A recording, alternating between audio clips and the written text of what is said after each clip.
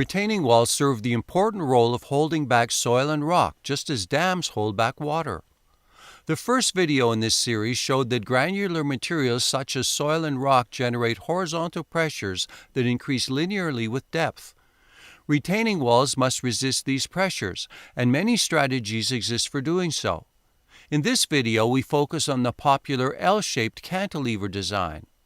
If you were going to use an L-shaped wall to hold back soil and rock, as represented by these marbles, would you point the bottom leg towards the marbles or away from them? Many people would say that the base of the L should face away from the marbles. They probably realize that it is hard to tip the wall over towards the left if the bottom leg points in that direction. In engineering, we call tipping like this overturning. If the bottom leg points the other way around, it is easy to make the wall overturn. So easy, in fact, that I can do it with just a puff of air. It looks like the case is closed. Or is it?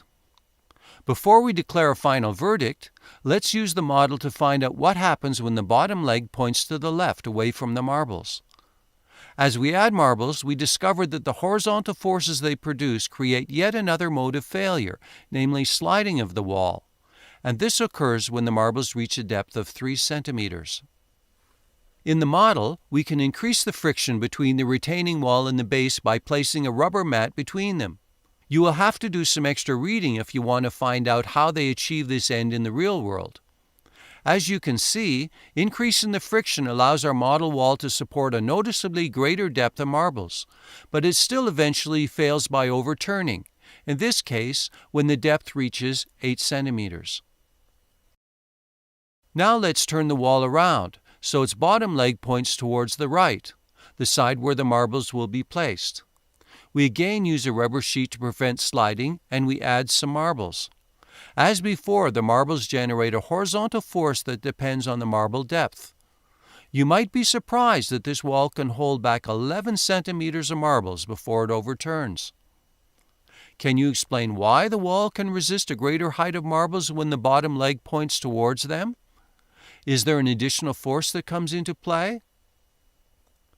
Recall that granular materials generate both horizontal and vertical pressures. When the bottom leg is oriented away from the marbles, overturning is resisted only by the weight of the wall itself, and so it overturns easily. When the bottom leg points towards the marbles, the vertical pressure from the marbles helps to keep the wall upright. The downward pressure also increases the friction between the bottom of the wall and the ground, thereby reducing the likelihood of sliding. When engineers design L-shaped retaining walls, they imagine them overturning about the point labeled Q. They first calculate how strongly the soil pressure will tend to make the wall rotate about Q. We call this tendency to tip an overturning moment, and we label it MO. Next, they figure out the stabilizing moment, MS, produced by the soil pushing downwards on the horizontal leg of the wall. Lastly, they make sure that the horizontal leg is long enough that the stabilizing moment is at least as large as the overturning moment. Then the retaining wall will be stable. You might be surprised to learn that L-shaped walls are seldom used as dams. The reason is that pressurized water at the bottom of the dam can seep under the base of the dam.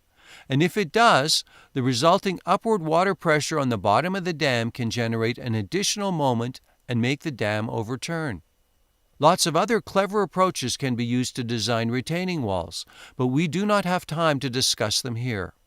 To learn more about how soil, water, and other materials interact with structures, we hope you will view our videos on dams, silos and tanks, and tunnels and culverts.